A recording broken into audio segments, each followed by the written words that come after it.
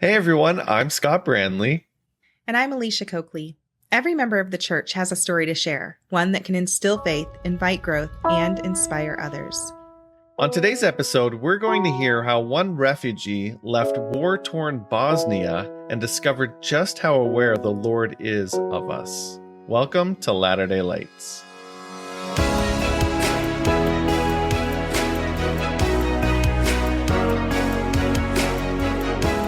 Everyone, welcome to Latter-day Lights. We're so glad you're here with us today, and we are really excited to have a special guest, Dejan Tahic. Did I say that right?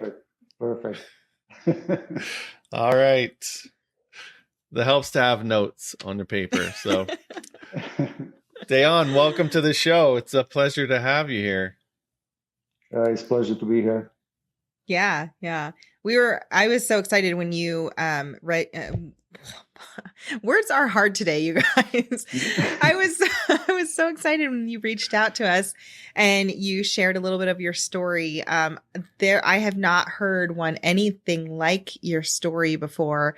And I went and I searched and I heard that you were on another podcast called Latter-day Lives, right? Like Yes. Lives.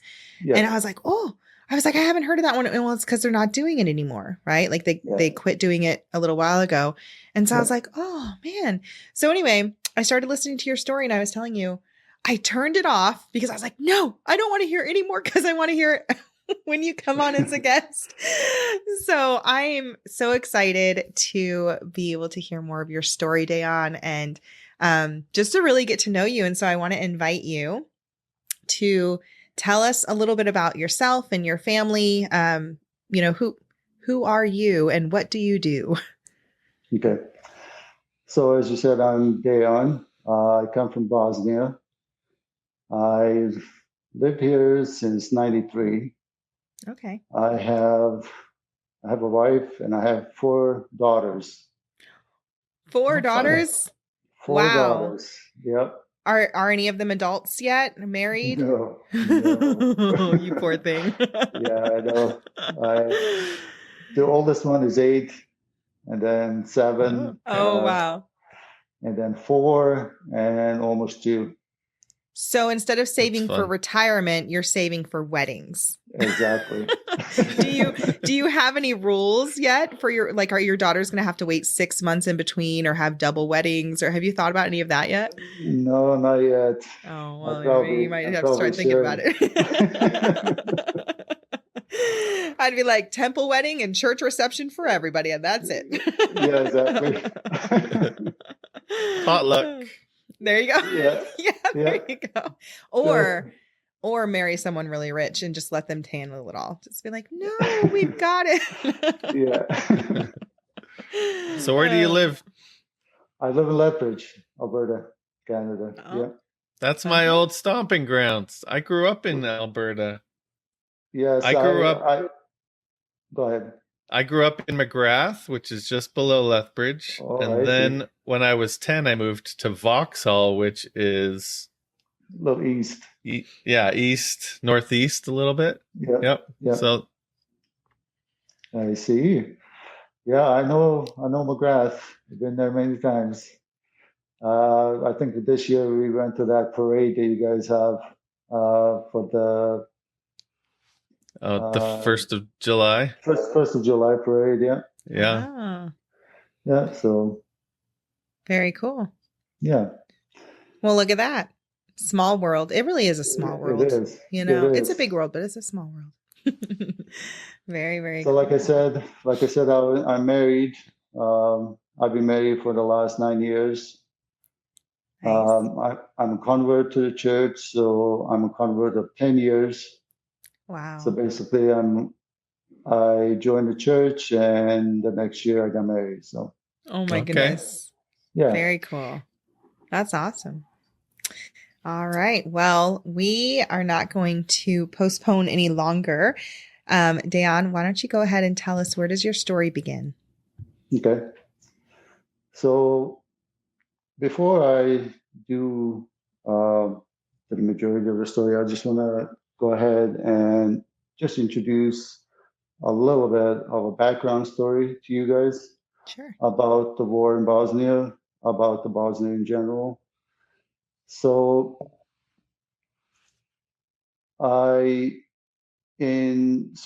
the Bosnia was made in just during the World War II, just before the World War II ended. So at that time, we had six. I'm gonna call them states. We had six of them. So basically, Slovenia, Bosnia Herzegovina, Serbia, Montenegro, Macedonia, and there's another one, Croatia. And after the World War II and up to 1980, we had a president called President Tito. And during that time, the country was like perfect. Everybody was taking care of each other. It was friendly country. The industry was good and everything. It was a wealthy country in Europe. And in 1980, President Tito passed away. And ever since that time, the country steadily progressed toward authoritarian government. Mm-hmm. Yeah. So basically, after his death he died in 1980, but in 1992, because of all the authoritarian government upheaval,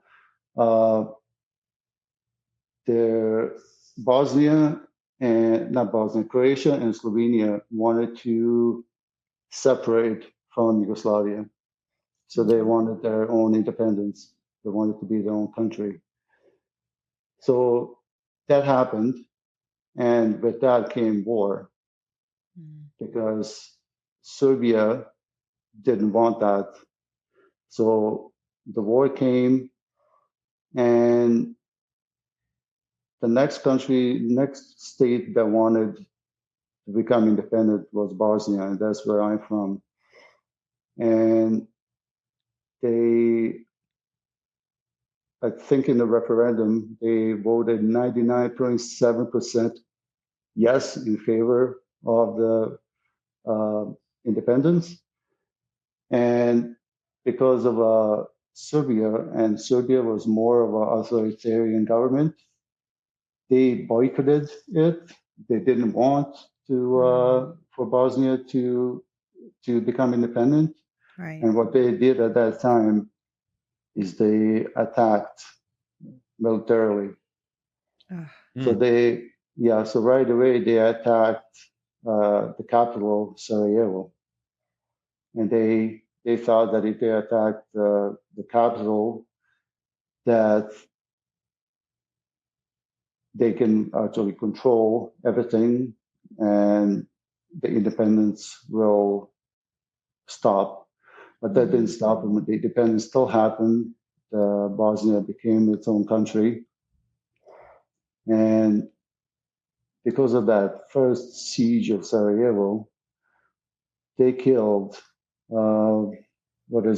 They killed, I'm going to say about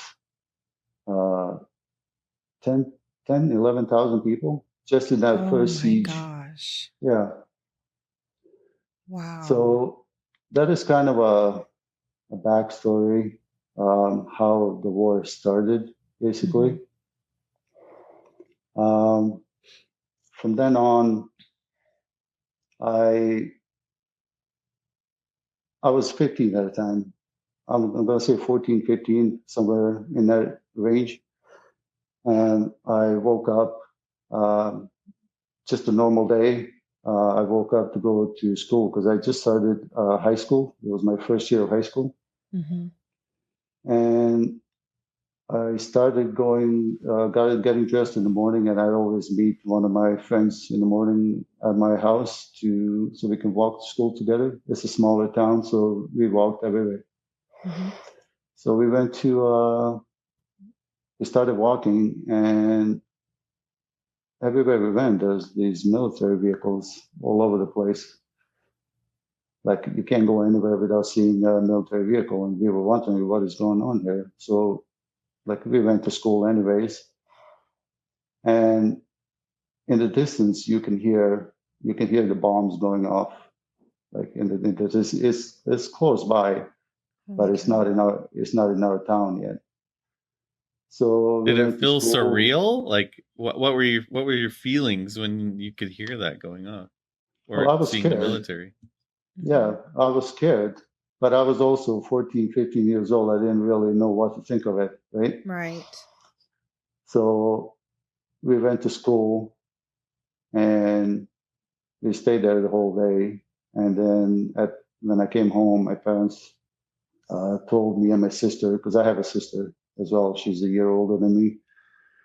My parents told us that me and my sister, they're going to ship us out to our aunts in Serbia, so we can live with them for a bit, and then my parents will grab some stuff, some clothes and whatnot, some important documents, passport and stuff like that, and they'll meet us at my aunt's.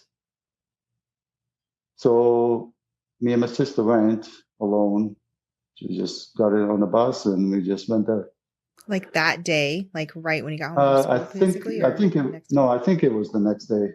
Okay. Next morning. So like no time to say goodbye to anybody. You didn't have any idea how long you were going to be at your aunt's. No. Just get up and leave, basically. Yep.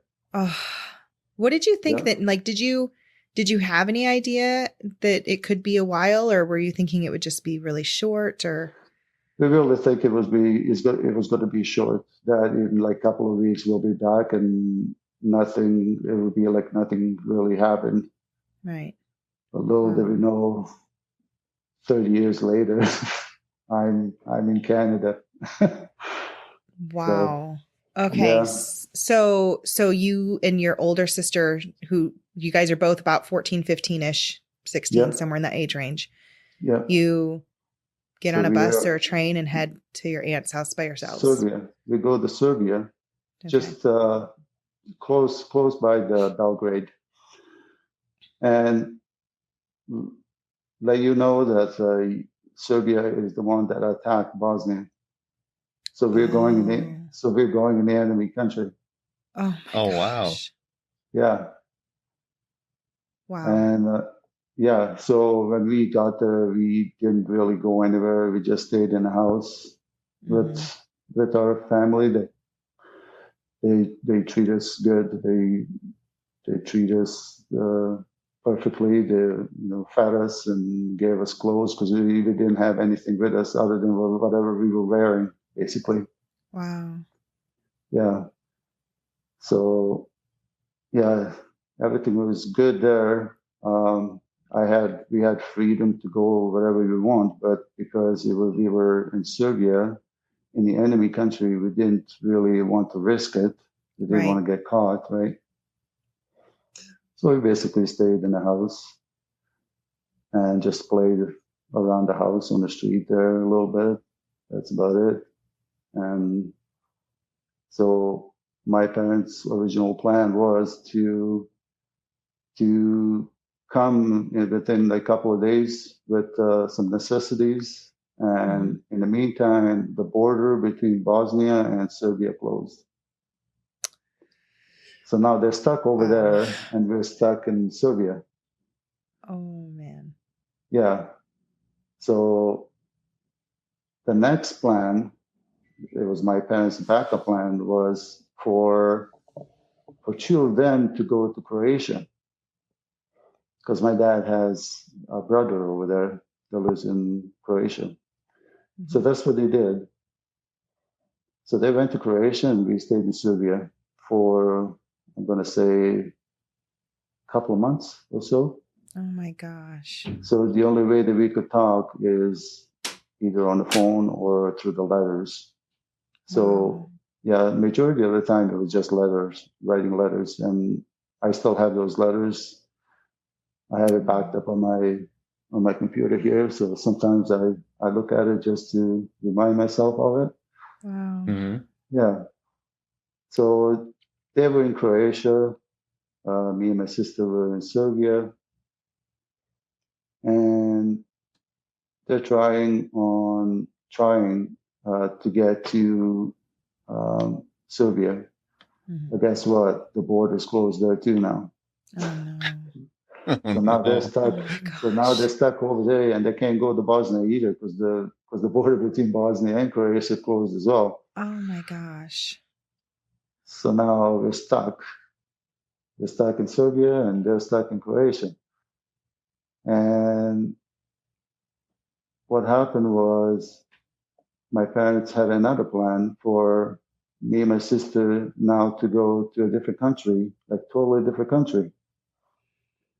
So Serbia borders Hungary. So me and my sister got some money from my aunt, and they sent us on a bus and over the border to first bigger town in Hungary, which is called Mohacs. It's only like 17,000 people, but now because we're there, now we have to get registered with the Red Cross, and now we're in the refugee camp. So you didn't have family or anyone you're going to? Oh no. Oh my gosh. No, it was just me and my sister, 14, 15 years old, at the foreign country. We don't know the language. We are at the refugee camp with some other Bosnian people, Bosnian families. But still, it was, it was foreign to us. Wow. Yeah. As a mom, like I can't even send my 16-year-old into Walmart without him getting lost. Like I'm not like and this is like no, I'm not even joking. I literally told my kids to meet me at Walmart after like they went to the temple or whatever. And I told them which Walmart to go to. They went to the total wrong Walmart and they're texting me and they're like, we're in this aisle. Where are you? And I'm like, I'm in this aisle. You're not in this aisle, just to find out they're 30 minutes away. So I can't even, this happened last week. I cannot even imagine how much anxiety your mom felt having the two of you guys go by yourselves, not knowing the language, having all this war stuff happening, and just hoping and trusting that one, you guys have enough money to be able to complete your trip and to feed yourselves and get whatever you need. And then two, to find all the resources and to be able to communicate with someone. And then to check in, right? To like make sure like, hey, I can contact, I couldn't even, because like back then nothing happens to you along the way. Oh my gosh. Yeah. That's wow. I can't. So, okay. So how do you, like, what was that like being in Hungary? We're in Hungary in the refugee camp. And it's a smaller refugee camp. There was maybe 50, 60 people in total there. Mm-hmm. So it was an old army station, basically. There was one, maybe like three level building there. Had the walls all the way around with the guard in the front. So basically, we had to have a permission to leave the place. Right. To go, if we wanted to go in the town, we had to have permission. So they gave us these little cards that every time you would want to go out, we would give it to the guard in the front, and he would stamp it. Then we had to show it on the back to make sure that we came back. There was a certain time that we had to be back by. Wow. We had a little bit of freedom, but not too much really. And especially because we don't know the language, we can't really talk to anybody outside of the compound.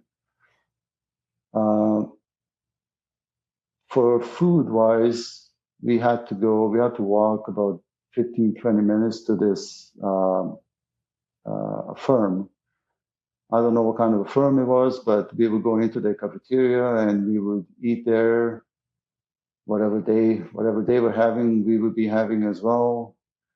And after that, we would walk back to refugee compound, and we would stay there, play games with, whatever, do whatever we want on the inside. And then, we were there for a while, probably, I was going to say maybe like 2 months. And then all by You were in ourselves, Hungary by yourselves for 2 months in a refugee camp. just in a refugee camp. Yeah, me and my sister. Wow. Yeah. How often were you able to talk to your parents? Probably like once a week. Oh my Yeah. gosh. So they would actually send us money, because there was no way of us getting any money other than my parents. So they would send us money there, and then we would get change or whatever, because it was payphones, right? There were no cell phones there, Right. or anything.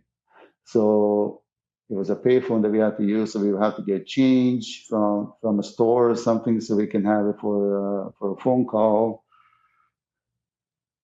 So Wow. so once a week we would be talking to our parents, and I don't think we wrote letters there. I don't remember seeing any letters, but yeah. So it was mostly phone. And so we were there for a couple of months, and my parents finally got passport, and they finally came to that refugee camp, and we were reunited after a few months of being alone, separated. Oh. Yeah, I'm sure that was a pretty good reunion, right? Yeah. It was pretty emotional. Yeah. I bet. Yeah. What was it like in the camp? Like, what did that, I mean, did you have private quarters at all? Was it just one big, huge room with cots, or? That's basically what it was. It was, each room had about 3 or 4 families. It was a huge room. Wow. And the only separation between us was just some blankets around the beds, and that's basically it. Did you meet anyone in the refugee camp who kind of took you under their wing, like any other families that kind of? We had families that treated us like their own family. That's nice. That's good. And because we didn't have any clothes, we relied on Red Cross donations. So what they would do is that they would bring these clothes, and they would just pile it on the floor, on the ground, like outside. And all these people would just like savages, just start piling on the clothes, trying to get to a good clothes as fast as they can. So that's basically how we got our clothes, whatever was left of it. Oh my gosh. Yeah. Wow. And my parents came, and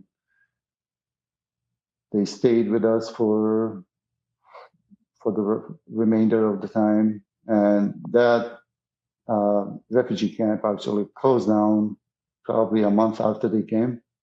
Wow. So now we were sent into a different, bigger refugee camp. And it was much bigger. There was probably 1,000 people there. Wow. And it was, I don't know if everybody was from Bosnia, but there was a lot of us there.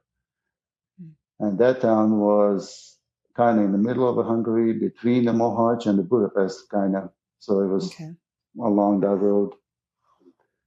So we stayed there. We had more privacy-wise. It was basically the same as the first one, but we had more freedom to go into town. Nobody was checking on us to make sure that we come back at a certain time, or so we were out quite a bit. Somehow I made myself a fishing rod, and I would go fishing, and just the pastime, and bring some fish to the compound and fry it and eat it. But were your parents able to work at all? No. Wow. So you just can't. whatever they had saved, and then just contributions from volunteers and Yeah. donations from charities. Wow, Yeah, that would you be don't. so hard. Yeah, you're not allowed to work there unless you have a worker's permit, Oh, okay. worker visa, right? Right. So, yeah. Wow. So we stayed in that um, refugee compound for a while. And then I don't know why, but for some reason we were transferred over to Budapest, my family, and a few other families as well. So we were transferred there, and we were up on a hill. Basically, there was a campground there, and each family had their own private quarters. Okay. So this time we had our own little bungalows that we can stay in with all four walls in there and security and everything. The food was provided to us as well by the campground. And at one point, my dad noticed an ad on the wall that U.S. and Canada were looking for families to come in as refugees. And so he applied for Canada. I don't know why. I don't know why Canada, because we never knew anything about Canada. We just knew that it was cold. That was There you basically go. it. And super nice people. Yes. Canada is way less moody than Americans. Oh, wow. So he applied, and then he came back to our bungalow and he said, "Yeah, I applied for us to go to Canada." And I'm like, "Why Canada? Why not US?" Because Yeah. the dream country for everybody in Europe at that time was to go to US. You know, we all knew like Beverly Hills and California and Right. from the movies. But I'm glad that he applied for one of them at least, right? Because that kept us. They made us come here and away from being a refugee for I don't know how long we would have been refugees for, but yeah. How long were you guys like from the time that you got into Hungary with just you and your sister to the time that you guys got to Canada? How long was that? I was going to say about a year. Wow. Yeah. And you didn't get to do school or anything during that time? Nope. I lost my schooling there. Yeah. Wow. Yeah. So what was that like getting over to Canada? What was that whole process? So government of Canada, they got us tickets. They paid for the tickets under agreement that we're going to pay them back once my parents get jobs, right? So they got us tickets, and before we came to Canada, they sent us places so we can get our health checked to make sure that we know some English before we come, because we didn't know any English. My sister knew a little bit from the movies and stuff, from the songs, but to hold a conversation with somebody, that wasn't happening. Unless it's in song form, right? Yeah, exactly. You can just sing to each other. Yeah. That sounds like my kind of lifestyle, man. Yeah. Wow. So we finished English there, and they sent us a ticket, and we were on our way to Toronto, basically. Yeah, we landed in Toronto. It was November. It was cold. Yeah. Yeah, I think it was November 27th or something like that, 23rd or 27th. Yeah. So there were also some families that we were friends with in that second in Hungary as well, but in a second campground as well. They came with us to Hungary, and they also came with us to Canada as well. Oh, good. So we have a family that lives within like an hour and a half of us here. That was with us in the refugee camp. Wow. And we're still friends with them. So, Aww, yeah, that's awesome. yeah. Wow. So, were you guys able to acclimate pretty quickly once you got here? Like, were your parents able to find jobs and housing and all the things that you needed? The first thing we had to do, my parents had to do, is take more English. English is a second language here. Before they could look for a job. So they did take those classes, and they passed those classes, and they both actually got a job with a local furniture building place. So what they were doing is my mom was a seamstress and my dad was building sofas and stuff. Wow. Yeah. And that's where I worked as well after high school. After I finished my high school, I started working there as well. But yeah, so once they got a job, they were able to pay off the Canadian government for the tickets, and they gave us the house here. Not gave us, but we still had to pay the rent and stuff. But they found us a place where we could stay when we got here. They bought us some furniture in the beginning, bought us some clothes. So that was all good. Wow. Yeah, and I'm grateful for that because it was winter and we needed winter clothes. Right. Really bad, real bad. Wow. Were you guys ever able to go back to Bosnia and grab extra belongings or anything, or did your parents just have to leave it all? No, what were they able to take? Were they able to take photo albums or keepsakes or anything? Not even nothing really. They just grabbed some clothes. And so far, I only have one picture of me and my sister when we were, I don't know, maybe 11, 12. Really? That's basically all I have. I don't have any pictures of my mom or my dad when they were younger or anything. Just the one picture that I have of us. Yeah. That would be so hard. It is. Yeah. And go ahead. Were you going to say something? Yeah. I'm just curious, like, do you have any idea what happened to the home you were in Bosnia and all of the belongings? Like, is it just, you just don't know, or did the government take it? I went back home in, I don't know how long ago, but I went once to visit my family because I still have a little bit of family left there. Okay. And I went to visit my home, and it was just a parking lot. There's nothing left. It was bombed. It was completely destroyed. Oh no. Yeah. But that probably in some weird way makes you feel like grateful that you did get out when you did, because you just don't know if you would have been inside of there, right? Yeah, exactly.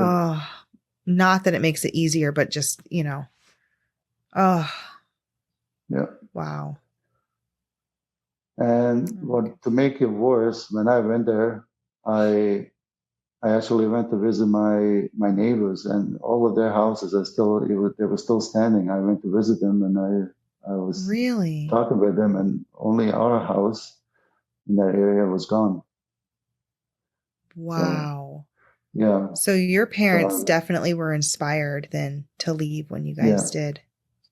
Yeah, and I'm glad we did leave. Wow. Oh my goodness. So yeah.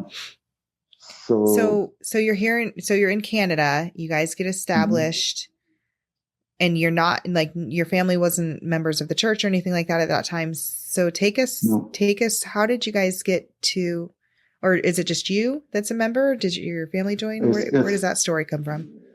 It's only me. Okay. So we come from generations of Islam religion. Mm-hmm. So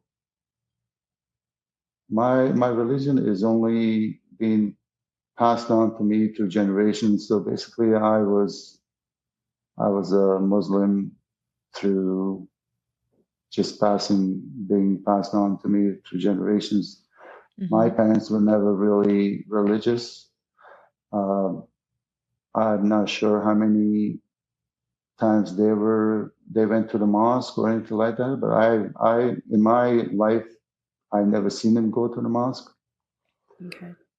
So we were not very religious. We were not practicing at all. So Right. I was basically a blank slate when I came to Canada. Um, the way that I became a member was through my wife. So my wife is a lifelong member. Um, I don't know, Scott, if you know where Hill Spring is, Mm-hmm. but I is it over by Cardston? yeah, yeah. Yeah, I have So my wife's aunt lives there. okay, there you go. Yeah. So yeah, so my in-laws live there. My wife is from there. Oh, So I'm sure they know each other then, yeah, I'm sure if they it's a do. small place. Yeah, Yeah. tell me later. Tell me later who they are. Yeah. And yeah, so my wife is from Hill Springs. She's a lifelong member, and I go online. I wanted to go try online dating, right? So I go online and I just stumble upon her. There was something about her that just pulled me to her. So I messaged her on there, and long story short, she agreed to go on a date with me. So we went on a date, and we had a good time. And so we're dating for a while, and then all of a sudden she asked me, "Do you even know what religion I am?" I'm like, "No, I don't really care." But when I said I don't care, I don't care what religion she is. Whatever religion she is, that's fine with me, right? Right. And she proceeds to tell me that she's a member of a Church of Jesus Christ of Latter-day Saints, and I'm like, "What's that?" Because I never heard of it before. Mm-hmm. So she explained it to me, and she invited me to her church at one point.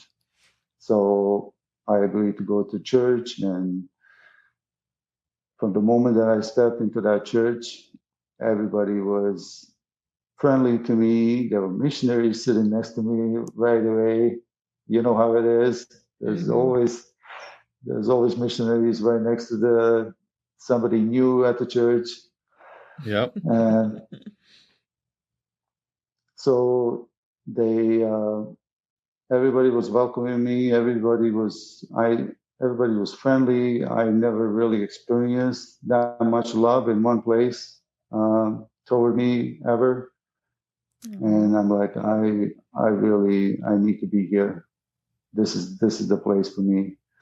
wow. And shortly after I started taking discussions with the missionaries, there were a couple of sisters from Utah. They were both from Utah, and they were teaching me, and uh, we were reading the Book of Mormon together, and I was reading it by myself, and um, at the meet, so we were taking discussions, and I was getting close to wanting to be baptized. I wanted to do it on my birthday for some reason, just as a happy birthday to me kind of thing. Right. Yeah, and the sisters asked me if I would be able to do it a little bit sooner, like 3 months sooner, Mm-hmm. and I'm pretty sure they knew that they were getting transferred, and they just wanted to They wanted finish to the be there. work. They Yeah. wanted to finish the work that they started, right? And Right. they wanted to be there. They wanted to finish the job, and So I decided to get baptized. So I got baptized in August 23rd of 2013. Wow. Yeah, it's 10 years, just past 10 years. So, Oh my goodness. And then, yeah, so were you still dating your wife at the time, or did you guys get married, or? Okay. we were still dating. We were dating for a year after I got baptized. Mm-hmm. And then I asked her to marry me, and she said yes. I was, awkward that I didn't know how to do it in the beginning. I didn't know because it was my first time of getting married, right? So I didn't Yeah. know how to go about it. I'm not a very romantic kind of guy. So, so I asked her to marry me, and she said yes. And here we are. We're still married 9 years later. That's awesome. Wow. Going on to, So, yeah. so I have a question. When you were taking the discussions and learning about Christ and, and the different teachings of the church, like what were your thoughts? Because you had never been exposed to that kind of stuff before, right? So like what went through Never your head? been. Like what did you think? Yeah, I was never exposed to it. To tell you honestly, I didn't know what to think. Mm-hmm. I was blank slate. Whatever they were feeding it to me, I was taking it in. Um, I love how this religion is all about family. I really like that aspect of it, um, and that's what really sold me. I really wanted a family, and yeah, I really wanted a family of my own, and I am glad that I stumbled upon my wife when I did. Otherwise, I Yeah. don't know where I would be right now. I don't know if I would have 4 daughters, if I would have 4 boys, but I'm glad. I'm really glad that she was there when she was. Wow. Oh, that just Yeah, warms my whole heart. I love that so much. I mean, just to think, if anything had been different, there's a good chance you might not have ever met her, exactly. but Yeah, everything lined up, Heavenly Father, I always say he's so creative. Like he's such a creative author when he's writing our stories. He's just like, ooh, we're going to throw this little plot twist in for you. And we're going to give you this challenge. And then you're going to overcome here. And I just, I love seeing like the progression of like, even though it was so hard and you literally sacrificed everything, to get to where you are today. I just think it's such a beautiful testament to how aware Heavenly Father really is of us, and how his timing is perfect. Like, yes, it wasn't, boom, boom, boom, super, super fast that everything happened and it was resolved. Like it took a long time of being in the refugee camp. And then it took time for you to adjust when she got to Canada. And then even getting to Canada, you had time that you had to grow and develop and work on yourself and stuff before you and your wife were ready to be together. And I love your whole story. It is such a beautiful story. I feel like ever since the war started and whatever I went through to get to this point, that whole thing was Heavenly Father's plan for me to come here, to meet my wife, to have my family that I always wanted, and yeah, I strongly feel that was Heavenly Father's plan for me. Yeah. Now, how long did it take for the war in Bosnia to finally end? It ended in 95, so it was about 4 years. Wow. Yeah. Oh, I can't even, I literally cannot even imagine what that would be like to have to go through that kind of stuff. I hope it never comes here. I hope that we're able to stay away from it, but it's nice knowing that Heavenly Father has a plan, right? So even if we do have, whether it's a physical war or whether it's a spiritual war that we're fighting, it's nice to know that he's got us, Yeah. he can get us wherever we need to be, right? For sure. So where's your sister now and your parents? So my dad lives with me. He's just downstairs here. He's a good babysitter for my kids. Heck yeah. He loves having he loves having all the girls here and Oh. keeps them busy. He spoils them quite a bit. My mom has passed away in 2008 from lung cancer. Wow. My sister lives in Michigan. Okay. Yeah, she lives in Redford, Michigan, right by it's like suburb of Detroit. Mm-hmm. She's been there for a while. She has a one son, and they were here visiting this summer for 3 weeks. So yeah, so we don't get to see them as often as we would want to, but they come to visit quite a bit. So yeah. What do they think about you being LDS? Yeah. My sister is all for it. She's not a member, but whatever is my decision, that's good with her. My dad is the same way. Like in the beginning, I actually was hiding it from him because he's a old school guy. Mm-hmm. He's a little bit intimidating. Yeah. I thought that if I was to tell him beforehand that I was going to join the church, that he would disown me. And I didn't want that. So I actually hid it from him for probably a couple of months before I actually told him. And when I told him, it was actually surprising because he was welcoming. He was okay with it. Wow. So, yeah. Just goes to show you.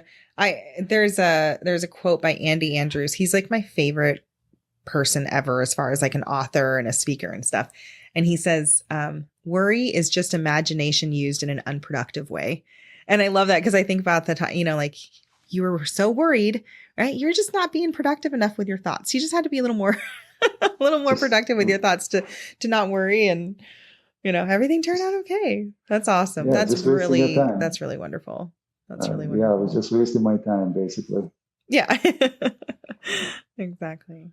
Oh, wow.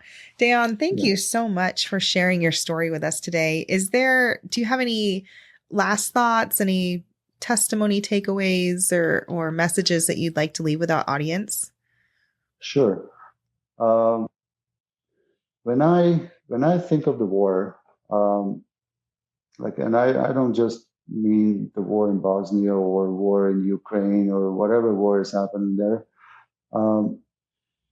I think of the soldiers and innocent people that gave up their lives for the freedom. Mm-hmm. And we need to remember that even though we fight in different theaters of war, or being spiritual, because we're not in a physical war with anybody else, but our being spiritual war, we can still admire the courage, self-discipline, and the strength and sacrifice it took to go into battle, and that alone should stir in us the diligence to prepare ourselves for the spiritual battles we have within ourselves, so that we can be prepared for so we can face this spiritual war within us as we strive to stay faithful to God. So that's basically what I have. I love that. So far for my final thoughts, really. Wow. Oh, and there's so many different. Oh, go ahead, Scott. Go ahead. No, you go. I was just gonna say, it. Hopefully, we never experience war, right? But you did. You experienced the physical effects. You witnessed war firsthand. So I think that really gives you a unique perspective when you do talk about, physical war versus spiritual war. So that's really unique. Yeah. Yeah. And I was thinking a little bit about just like I said, the sacrifice that you had to make. I think that we tend to hold on so tightly to all of these tangible things, even things that are, like pictures, right? Like keepsakes, like those things that have so much emotional value to them, but ultimately when it comes down to it, like just really considering what matters most. I know there was a talk given by Elder Ballard not too long ago in one of the previous conferences where I believe it is titled Of Things That Matter Most. And he talks about just how important it is to have those relationships with your family, with your friends, with your ward and your community, and especially relationships with like your Heavenly Father and Jesus Christ, that those are the things that really matter most. It's not all this other stuff that gets in our way, and even though it would be wonderful, like my heart hurts that your family didn't get to keep your keepsakes and your pictures, especially, that it hurts so bad. But at the same time, knowing that it's not about those things, right? It's not about having those little, those tangible items that you can hold on to. It's about having that relationship, looking back and seeing just how much you really loved and cared for your parents as a teenager. Teenagers don't usually like their parents very much, but you have the eternal treasures, right? The eternal treasures, not necessarily absolutely. The physical treasures. Yeah. So I love that Scott said that you have this unique perspective, because I think you have it in so many more ways than you even realize. I mean, maybe you do realize it, but so many more ways than even I realize, I guess. Right. But that's a beautiful thought that, it does take a lot of courage to give those things up and to trust. And even though you didn't know about Heavenly Father and Jesus Christ, they still knew you. What comfort that is to me, to know that even those who don't know the Savior are still known to the Savior. Nice. So that's good. It's not me. I don't know where it came from, but it's we'll put that on a bumper sticker too, Scott. It's okay. Yeah. No. So just thank you so much, Dan. I really appreciated your vulnerability and your willingness to open up. It was a very beautiful, beautiful story. Well, thanks to all our listeners that tuned in to hear Dejan, and we really appreciate you and your willingness to stick with us and be a part of our story as we continue to share stories like this with you. And if you get a chance, please go and share Dejan's story by clicking that share button. And if you want to hear more stories like this, hit the subscribe button too, and you'll be alerted every time we share one. Absolutely. And don't forget, listeners, if you have a story that you'd like to share, or someone who has a story, something that can instill faith, invite growth, and inspire others, be sure to reach out to us. You can find us at latterdaylights.com, or you can comment anywhere that you're hearing this podcast, and we will be able to reach out to you and get in touch with you. Or you can send us an email. It's latterdaylights@gmail.com. We would love to hear from you. We would love to keep spreading truth and light and love as far and wide as we can. Recently, I think I shared this already on one of the previous podcasts. We had our numbers come back.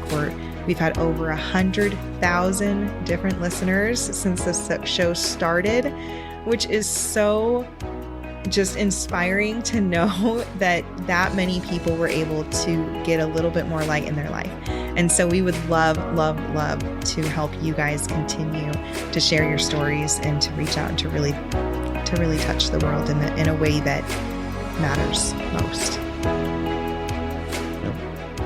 Awesome. All right. Well, that being said, Dejan, it's been a pleasure. And until next week, We hope you have a great week and that you tune in next week where we can share another story with you. So till then, talk to you later. Bye, everyone.